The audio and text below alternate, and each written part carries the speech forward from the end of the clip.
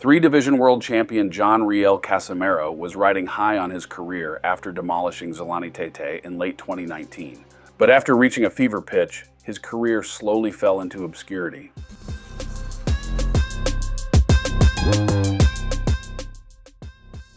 Casimero debuted as a pro in 2007. Since 2009, he's traveled to different parts of the world to fight for interim and world titles. In his numerous fights outside of his native Philippines, his 2012 fight with Luis Lazarte of Argentina has to be the most memorable and probably one of the most controversial fights in history, not only because of the battle itself, but because of the events that ensued after the stoppage. Casimero flew to Lazarte's backyard in Argentina to fight for the IBF interim light flyweight title.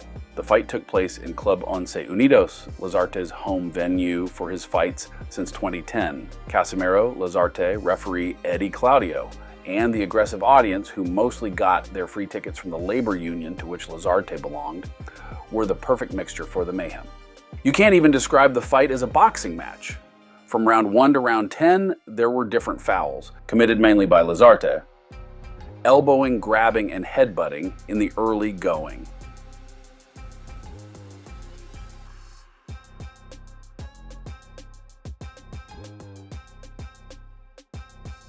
Due to frustration, Casimero kicked Lazarte while his foe was on the canvas and got deducted a point.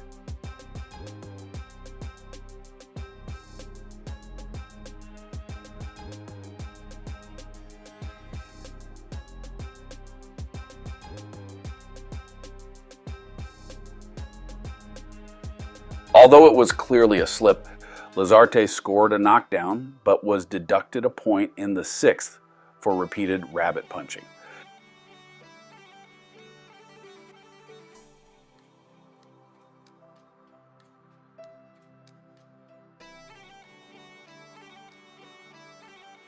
Casimero also lost a point in the 8th for the same reason.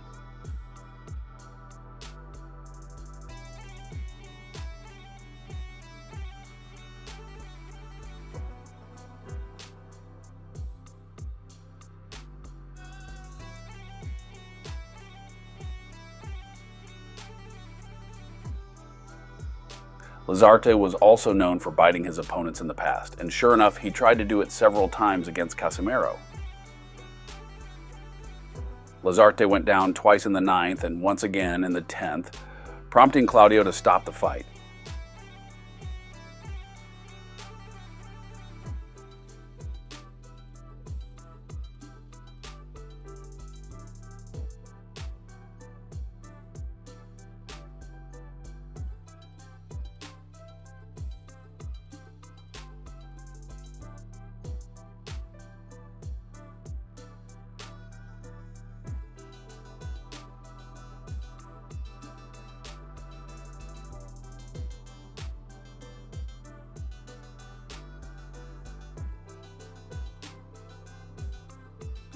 Despite warnings against doing so, Casimero climbed the ropes and pounded on his chest, celebrating his win, which further aggravated the already irritated mob, and things ultimately got off the rails. Chaos ensued. Bottles of water and chairs went flying in Casimero's direction. The angry mob went inside the ring to fight with the visiting team. It was like a scene from WWE wrestling. Casimero's handler, Sean Gibbons, was escorted to the dressing room by 2 police officers after being repeatedly kicked and punched. Casimero himself and his cornermen were forced to hide under the ring. After a few minutes, they were fished out and escorted by police officers in an armored vehicle to their hotel. Once the dust settled after the disastrous event, Lazarte was suspended for threatening the referee's life at one point in the fight and banned by the IBF. The Philippines has filed a diplomatic protest against the Argentine government because of the riot that jeopardized the life of Casimero and his team. What's even more heartbreaking about the event was that Casimero lost his younger brother due to a heart ailment a day before he flew to Argentina. He had no choice but to leave and fight, since they also needed the money for his brother's burial. After defending his IBF junior flyweight title several times, Casimero returned to flyweight. In another foul fest matchup, he challenged the Thai champion Ruenroeng. Ruenroeng is known for being a good and relatively dirty fighter due to his use of different wrestling and Muay Thai tactics to frustrate his opponents and gain the upper hand. It was clear from the beginning that Amnat wanted more than just a dogfight. He held and wrestled Casimero every chance he got.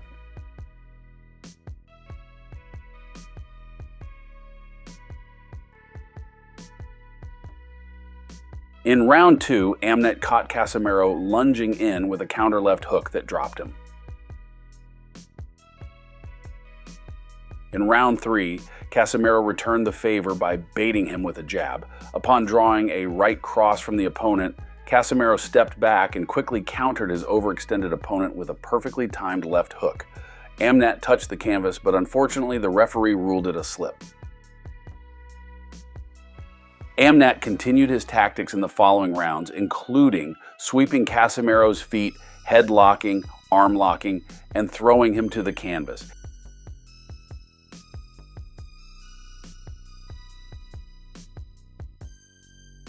He even managed to sneak in some cheap shots while pushing down Casimero in the corner.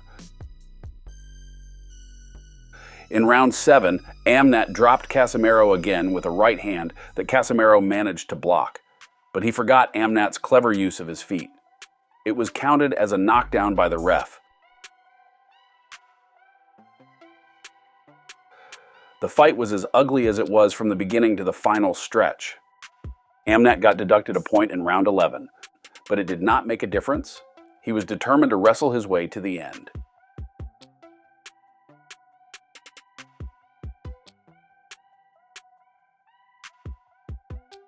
Amnat was awarded the unanimous decision victory and retained his title.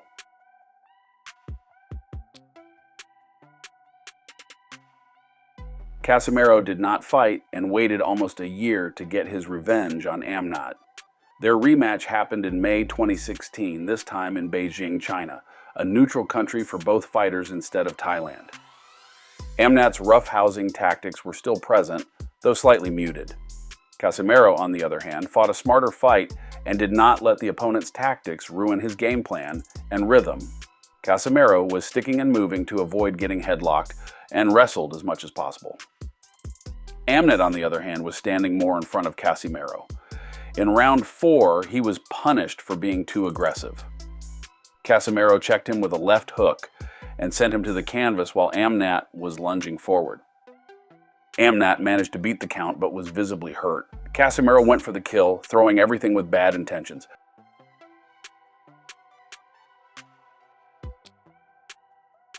Casimero sent him to the canvas again with a nasty liver shot.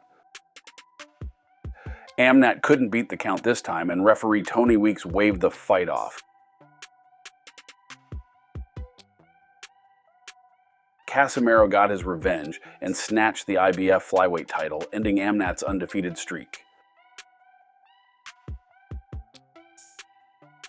On the undercard of Golovkin vs. Brook in September 2016, Casimero defended his IBF title for the second time against the British Charlie Edwards. The experience gap was glaringly too wide. Casimero was on the offensive throughout the fight, and Edwards could not adjust to Casimero's ring craft.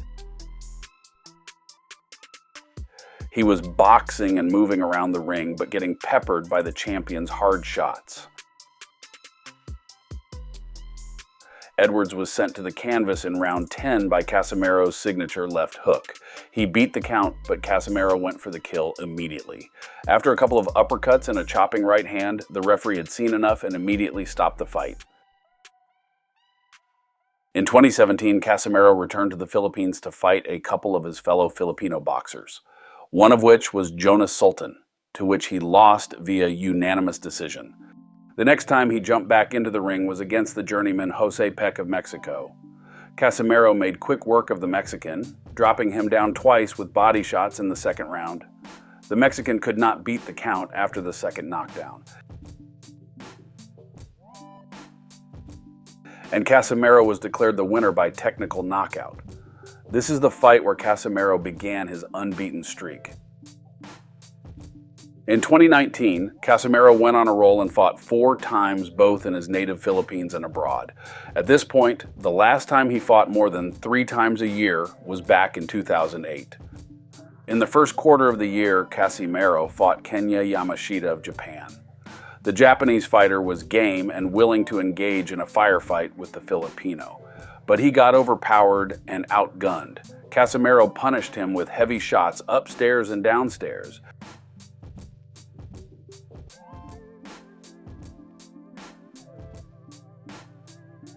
In round 5, Casimero landed several uppercuts that buckled Yamashita. Round 6, Yamashita's nose was already bleeding profusely. Casimero was trying to hold back his offense a bit. The ref finally called a halt to the fight when Casimero landed an uppercut that looked like it came straight from a video fighting game. 2 months after he demolished Kenya Yamashita, Casimero flew to Carson, California to fight Ricardo Franco for the WBO interim bantamweight title.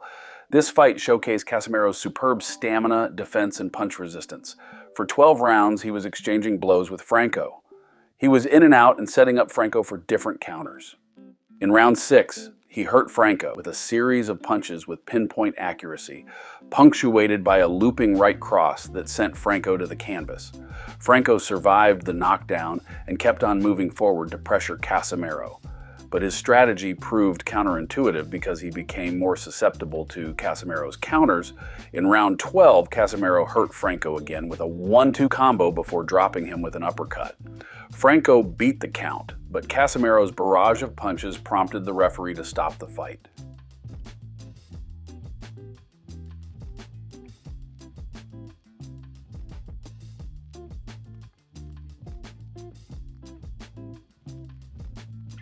For his next 2019 fight, Cesar Ramirez of Mexico challenged Casimero for his WBO interim bantamweight title.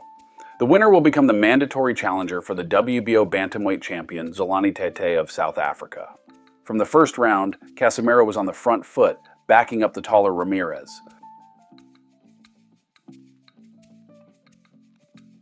In round 3, Casimero buckled and dropped Ramirez with a perfectly timed left hook, while Ramirez was exposed and overextended after throwing a right cross.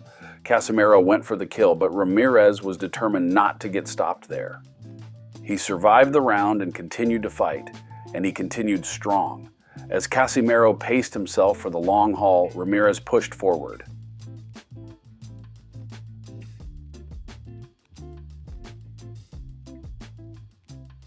In round 5, Ramirez went to the canvas again due to a slip, but the referee called it a knockdown.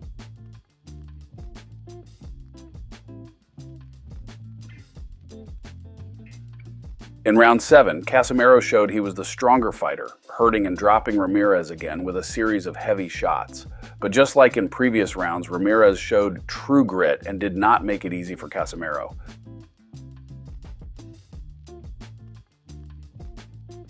But a liver shot in round 10 completely changed the complexion of the fight. Suddenly, Ramirez was folding up, and Casimero's attack continued until he caught Ramirez with an uppercut and a cross that sent the Mexican's mouthpiece flying and put him to sleep. The win secured Casimero's shot for the WBO bantamweight title. Casimero got a crack at Zolani Tete to close out the year in one of the most anticipated bouts in the lower weight divisions. The fight took place in Utilita Arena, Birmingham, England. Zolani was almost looking past Casimero and was already shooting for a unification fight with the then WBA and IBF bantamweight champion Naoya Inoue. Little did he know that Casimero would quickly halt his dreams of fighting the Japanese monster. From round 1, Zolani kept Casimero in range with his jab. Casimero's defense, on the other hand, was on point, and he quickly read Zolani's movement before the end of the round. In the second round, Zolani kept Casimero at bay. Both fighters were not landing anything noteworthy. In round 3, Casimero started using double jabs to close the distance. Then Casimero dropped him with a tweaked right cross from round 1. The double jab disrupted Zolani's timing to duck the right cross.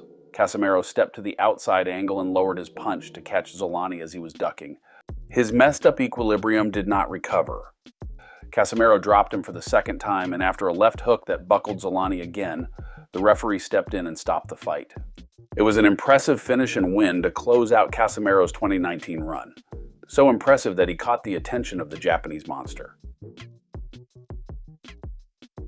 Negotiations for the Inoue versus Casimero unification fight commenced in early 2020. Due to visa issues, Casimero could not fly to Japan, but a kickoff press conference was held in the Philippines with a hilarious cutout of Naoya Inoue. The fight was set for April 25th at Mandalay Bay in Las Vegas. It was the bantamweight matchup that the Asian boxing fans had been waiting for. But then the COVID-19 pandemic happened, and the fight was canceled. Casimero was already in the US when the fight was canceled. His team waited several months for Inoue to be able to fly to the US. Because of the pandemic, the hotels and casinos that would be the source of the purse pulled out. Inoue was willing to take a pay cut to make the fight happen, but Casimero's team and handler refused to agree to a pay cut. The fight completely fell apart. Inoue moved on to fight Jason Maloney, while Casimero went after the undefeated Duke Micah. Much like the Zolani fight, Casimero made quick work of Duke Micah. Micah landed good 1-2s, but was outgunned in the punching power department. In the second round, Casimero caught Micah with a left hook to the temple. Micah's equilibrium was never the same from that point on. Casimero poured an onslaught of haymakers to put Micah out for good, but Micah survived the round. Casimero continued the pressure in the third round, and after a vicious left uppercut landed that lifted Micah off his feet, the referee stopped the fight. 11 months after the Micah fight, Casimero was scheduled to face Guillermo Rigonda, but on June 19, 2021, it was announced that WBC champion Nonito Donaire would replace Rigondeaux for an all-Filipino unification fight. However, when the fight between Casimero and Donaire fell apart over insults directed at Donaire's wife, Rigondeaux stepped back in to fight Casimero as initially planned. The fight was a snooze fest. Upon tasting Casimero's power, Rigo was reluctant to engage throughout the fight. Casimero was rewarded with the split decision victory. The fight set the new CompuBox record for the lowest combined punches landed. After the Rigo fight, the relationship between Casimero and MP Promotions president Sean Gibbons went sour. Casimero was advised to stay in the US while Gibbons was planning the next best move for the Filipino champion. To the dismay of his handler, Casimero returned home to the Philippines. He also severed ties with strength and conditioning coach Memo Heredia and trainer Noynoy Neri and appointed his brother Jason as the new head trainer. Casimero also stopped answering Gibbons' calls. While his team was in shambles and without the support of MP Promotions, Casimero's team managed to secure his third title defense against Paul Butler. The fight was scheduled for December 2021 in Dubai. Reports circulated that Casimero had been struggling to make weight. Casimero withdrew from the fight before the weigh-in after being hospitalized due to viral gastritis. He was given another chance to defend his title against Paul Butler the following year, but he broke the strict medical policy of the British Boxing Board of Control for using a sauna to cut down weight before a fight. Where and how was it discovered, you say? Oddly enough, through his YouTube channel. Aside from being a boxer, Casimero is also a YouTuber, and he posts everything on his channel from his meals, properties, training, purchases, and more. Casimero was not allowed to fight, and his fellow Filipino Jonas Sultan stepped in as a replacement. Butler won the bout and the WBO interim belt. Then, the WBO stripped Casimero in May 2022 and elevated Butler to full champion status. Butler went on to fight Inoue in Japan. If Casimero versus Butler had not fallen through and Casimero had won, he could have been the one fighting Inoue that night. Sadly for him, that ship has sailed. Casimero jumped to super bantamweight when he returned to the ring in December 2022. He fought Ryo Akaho of Japan and South Korea. The controversial fight was initially ruled a no contest, but was overturned to a knockout for Casimero after the Korean Boxing Member Commission reviewed it. In February 2023, Treasure Boxing Promotion officially signed Casimero to build him up and set up a clash with Inoue in the future. The boxing promotion set up a homecoming fight for Casimero versus the durable Philippus Nitumbua. Casimero went out swinging from the opening bell. It was a fairly entertaining fight and a solid performance for Casimero. In round 6, he dropped Philippus with his signature counter left hook. The two fighters exchanged heavy leathers throughout the fight, but Casimero dominated most of the exchanges.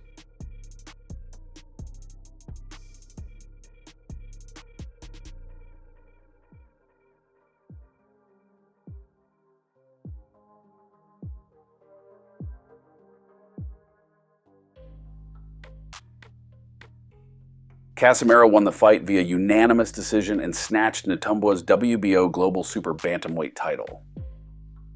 Casimero made his debut in Japan by taking on former IBF Super Bantamweight champion Yukinori Oguni in October 2023 at the Ariake Arena in Tokyo, Japan. The bout ended with a controversial technical draw because of an accidental headbutt. Casimero was supposed to dominate Oguni to make a statement and get the Inoue fight. The result left both the Japanese and Filipino boxing fans disappointed. So what's next for Casimero? Well, it looks like Treasure Boxing is still all in on building him up again, but as his official channel suggests, he is busy with YouTube vlogs. A big fight with Inoue may not happen at the moment. Casimero has to rebuild himself to become the #1 contender to take on the Japanese monster. He was at his best and probably at the apex of his prime after the Zolani fight. However, due to circumstances brought upon by his personal choices and decisions, his window to fight Inoue closes quickly while he is rapidly disintegrating.